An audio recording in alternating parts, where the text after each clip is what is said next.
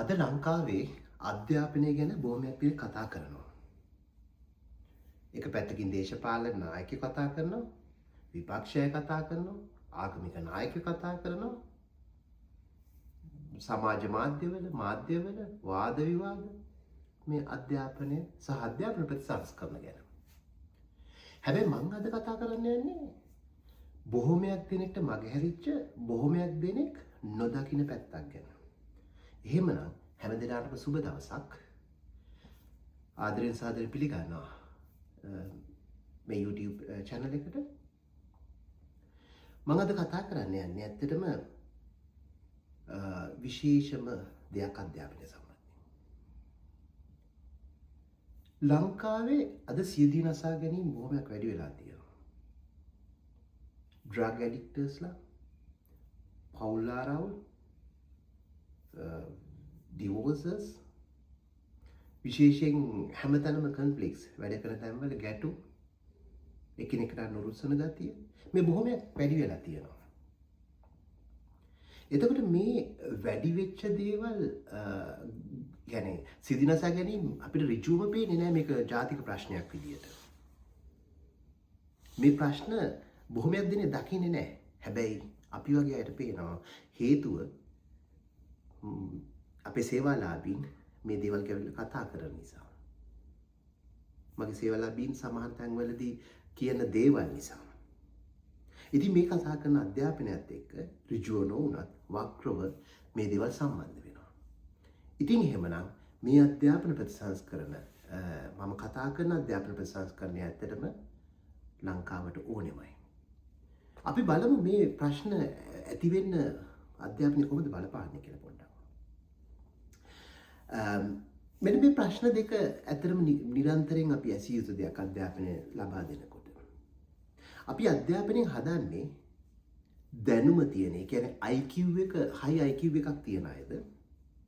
එහෙම නැත්නම් මානසිකව ශක්තිමත්, අපි කියනවා හොඳ EQ එකක්, CQ එකක් කියන්නේ චිත්ත වේග බුද්ධියක්, සංස්කෘතික බුද්ධියක් තියෙන මිනිස්සුද? එහෙම නැත්නම් මේ තුනේම කම්බිනේෂන් එකක්ද? ඔන්න ඔය ප්‍රශ්නෙට විසඳුම් හොයන්න අපේ මේ අධ්‍යාපන ක්‍රමය ශක්තිමත් වෙලා තියෙනවද? පව එකක් තියෙනවද? අවුරුදු 20 ගානකට 30 ගානකට උඩදී පරිප්පු යට අලවපු අපි, මට මතකයි පුංචි කාලේ, තාමත් දරුවෝ ඒකම කරනවා.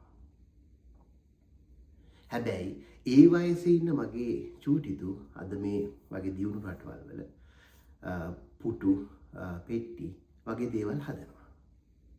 සහ AI තාක්ෂණය පාවිච්චි කරනවා. කම්පියුටර්ස් පාවිච්චි කරනවා. මොකද්ද මේ වෙනස?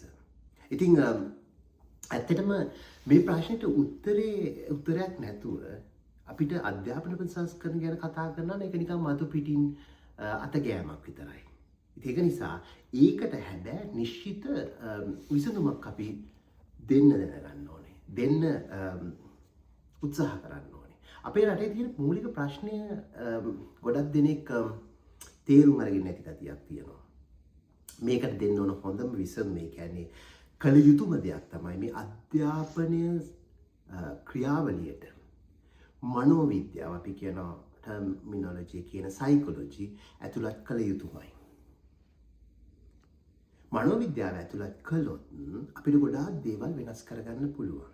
මේ මනෝවිද්‍යාවෙන් කරන්නේ දරුවා කොහොමද හිතන්නේ, දරුවා හැසිරෙන්නේ කොහොමද, දරුවාට මොනවද හැඟෙන්නේ, ඒ වගේම දරුවා කොහොමද පීඩනයක් එනකොට ප්‍රතිචාර දක්වන්නේ, කොහොමද දරුවා සහ සම්බන්ධතා ගොඩනගා ගන්නේ, කොහොමද දරුවා කණ්ඩායමක් ඇතුලේ වැඩ කරන්නේ, ඒ වගේම කොහොමද දරුවා අසාර්ථක වෙනකොට ඒ අසාර්ථක වීම පාලනය කරගන්නේ, හැන්ඩල් කරන්නේ කොහොමද? ඉතින් මේ දේවල් වලට විසඳුමක් දෙන්න නම් අනිවාර්යයෙන්ම මනෝවිද්‍යාව මේ අධ්‍යාපන ක්‍රියාවට ඇතුළත් කළ යුතුමයි. ඇත්තටම අපේ දැනට තියෙන අධ්‍යාපන ක්‍රමය පොඩ්ඩක් නිකන් අවධානය යොමු කරොත් අපි හැමෝම දන්නවා ලංකාවේ තියෙන්නේ විභාග කේන්ද්‍ර කරගත් අධ්‍යාපන ක්‍රමයක්, exam centric education system එකක්. ඒ සිස්ටම් එක තමයි බොහොමයක් වෙලාවට අපේ සම්පූර්ණ ජාතියම ක්‍රමිකව විනාශ කරමින් යන්නේ එක්තරා විදියකට. ඇත්තටම මේ අධ්‍යාපන ක්‍රමය හරහා දරුවාට දෙනවා පණිවිඩයක් දිගින් දිගටම පණිවිඩයක් දෙනවා. ඔයා විභාගයේ ලකුණු අඩු වුණොත්, අඩුවෙන් ගත්තොත් ඔයා දක්ෂයෙක් නෙවෙයි. විභාග ෆේල් වුණොත්, අසමත් වුණොත් ඔයා අසමත්. ඔයා පළවෙනිය වුණේ නැත්නම් වැඩක් නැහැ.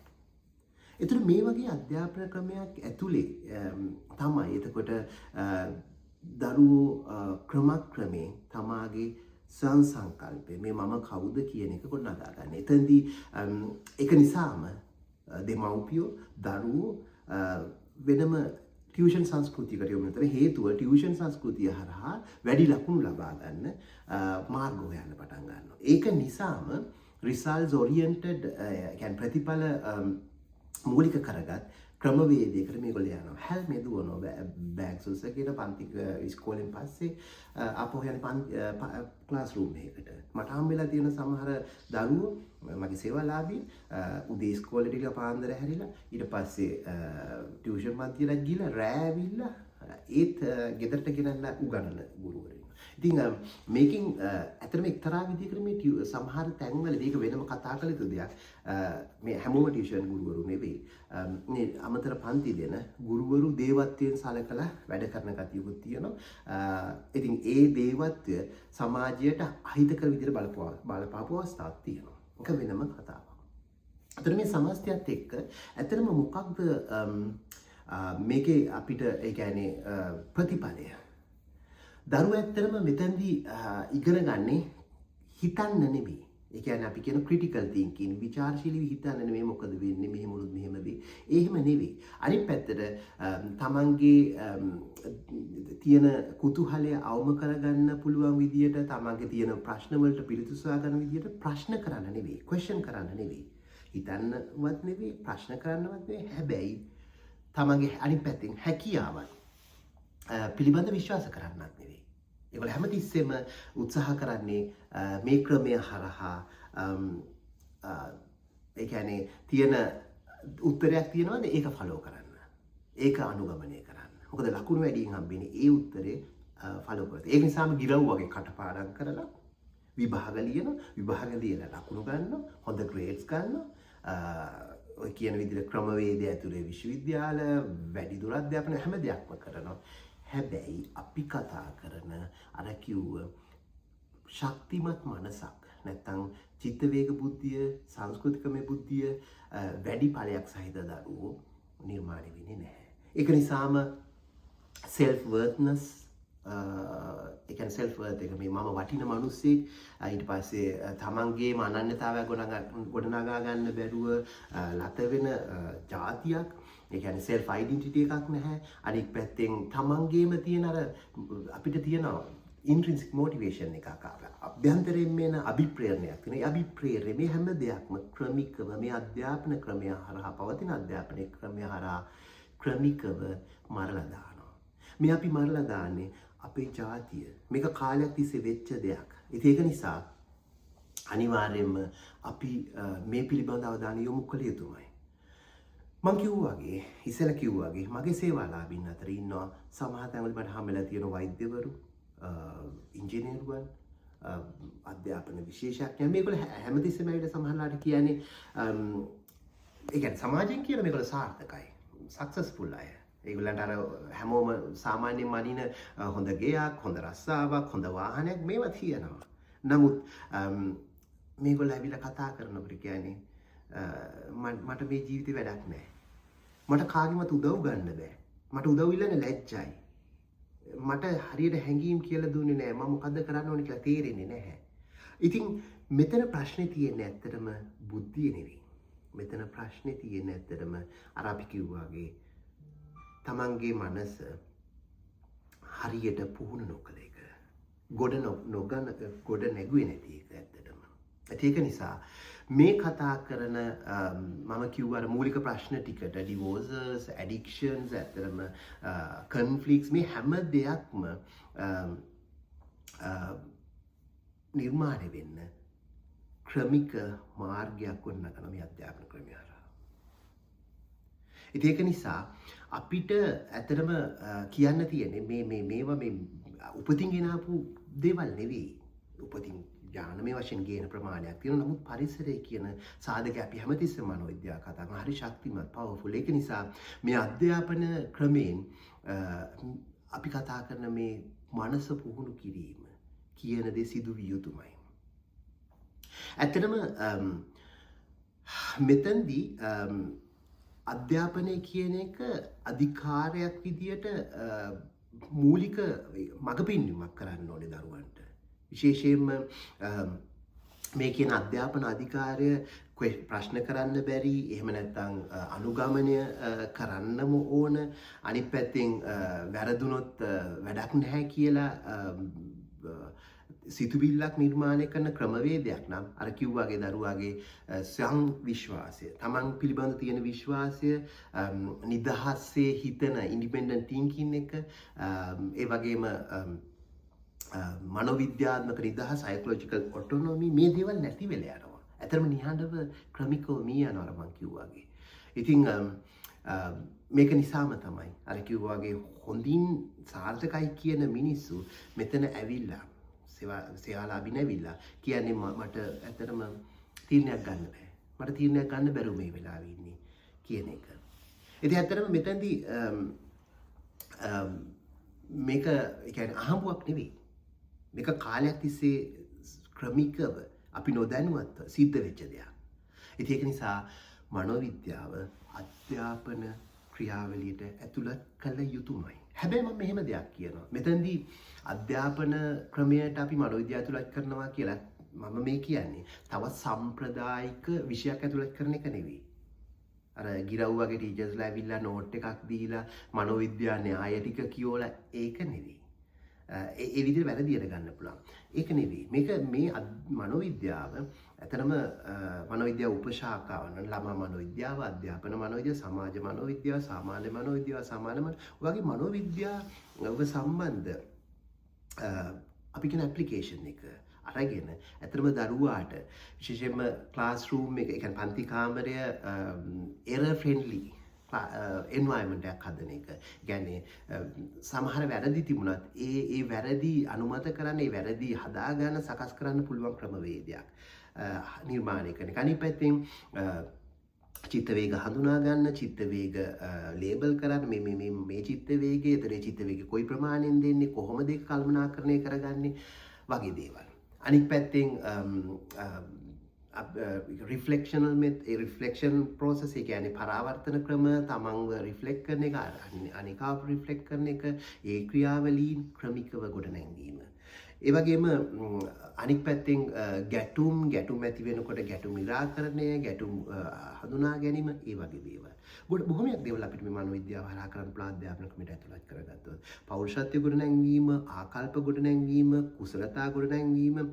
ඇත්තට මනෝවිද්‍යාව කියන්නේ ඉතාම පුළුල් විෂයක්. ඉතින් මේ විෂයේ ව්‍යවහාරන ඇප්ලිකේෂන් එක කොයිතරම් අපිට මේ අධ්‍යාපන ක්‍රමයට ඇතුළත් කරලා මේ අපේ ජාතිය ගොඩනගන්න පුළුවන්ද? අර මං කිව්වාගේ ලංකාවේ ජාතික ප්‍රශ්න විදියට මේ සියදිනසා ගැනීම, ඇබ්බැහිවීම් ගොඩක් සිද්ධ වෙනවා. මානසික රෝගීන් ගොඩක් තියෙනවා. මේ ළඟදී මගේ ශිෂ්‍යාවක්, නීතිඥවරයෙක් කියනවා එයාගේ ඥාති දියණියක් මානසික රෝගයක් නිසා මානසික රෝහලට ඇතුළත් කරන්න වුණා. එයා මට කියනවා කතා කරලා, සර් මෙයා හිටිය මලක් වගේ හරිම දක්ෂ ළමෙක්. දැන් දකින්නකොට ඇත්තට මේ ඒක සම්පූර්ණයෙන්ම හිතා ගන්න බෑ. මට හිතෙච්ච දේ තමයි මෙයා ඉපදුනේ මේ වගේ මානසික රෝහලක ගිහිලා හිර වෙන්නද. ඒක හිතා ගන්න බෑ. ඇත්තට මෙතන ලොකු තර්කයක් යාගෙනවා. ඒ කියන්නේ කිසිම කෙනෙක් මානසික රෝගියෙක්වත් ඇබ්බැහි ගත පුජ්‍යලෙක්වත් ජීවිතයේ සියදිනසා ගැනීමකින් හමාර කරන්න ඕන පුජ්‍යලෙක්වත් විදියටවත් ගැටුමකට වැදියත් වෙලා ගැටුම් විතරක් එක ජීවත් වෙන එහෙම වෙන්න ප්‍රාර්ථනා කරන උපදින්නේ නැහැ. ඉතින් එහෙනම් කොහෙද වැරද්ද තියෙන්නේ? අර මං කිව්වා වගේ මෙතන වැරද්ද තියෙන්නේ අපි ගොඩක් වෙලාවට මේ කියන ප්‍රශ්න වැඩි වෙලා තියෙන්නේ කියන්නේ මිනිස්සු නරක නිසා නෙවෙයි ඇත්තටම.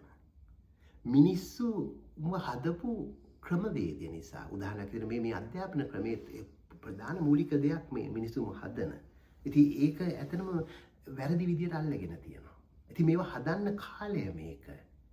මේක හදන්න කාලය මේක. ඉතින් ඒක නිසා අධ්‍යාපනය ඇත්තටම කියන්නේ මේ විභාග පාස් කරන මැෂින් එකක් නෙවෙයි. ඒක ඇත්තටම මනුෂ්‍යයන්ගේ මනස ගොඩනංවන හැසිරීම ලස්සනට හැඩගස්වන ක්‍රියාවලියක්. අන්න ඒක තේරුම් ගන්න ඕනේ. ඉතින් ඒක නිසා මම මෙන්න මේ කතාව මේක අවසන් කරනවා. අර කියන්නේ දෙමව්පිය ගොඩක් තමන්ගේ දරුවෝ ගැන ලොකු සිහින බලාපොරොත්තු එක ජීවත් වෙනවා. ඉතින් කවදාවත් ඔයා බලාපොරොත්තු වෙන එකක් නැහැ ඔයාගේ දරුවා සීදී නසා ගන්නවටවත් ඇබ්බැහිගත වෙනවටවත් එහෙම නැත්නම් මානසික රෝගියෙක් වෙනවටවත්.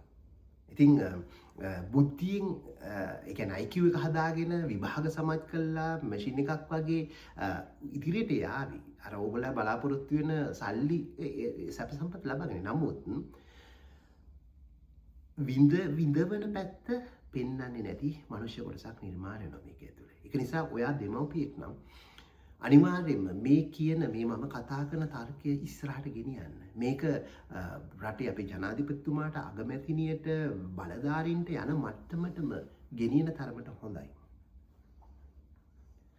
අපි නිහඬව සිටින තාක්කල් නිහඬතාවය බොහොමයක් දේවල් ගෙනෙනවා. නමුත් ප්‍රතිඵල වෙනස් කරන්න පුළුවන්. ඒක නිසා මම මේ දේ පිළිබඳව ඔයා මොකද හිතන්නේ? ඔයා හිතනවා නම් ඔයා දෙමව්පියෙක් නම් ඔයාගේ දරුවා මේ විදිය නම් කමෙන්ට් එකක් දාන්න මෙතන. ඔයාට හිතෙනවා මේ පිළිබඳව හොඳ විවාදයක් වාදයක් ගොඩනගා ගන්න ඕනේ කියලා මේ වගේ සංවාදවලට එකතු වෙන්න ඕනේ කියලා මේක subscribe කරන්න. සහ ඔයා ජාතිය වෙනුවෙන් ජාතිය දරුවන් වෙනුවෙන් මේක ඉදිරියට ගෙනියන්න ඕනේ කියලා හිතනවා මේක share කරන්න. හැමදෙනාටම සුබ දවසක්. ස්තුතියි.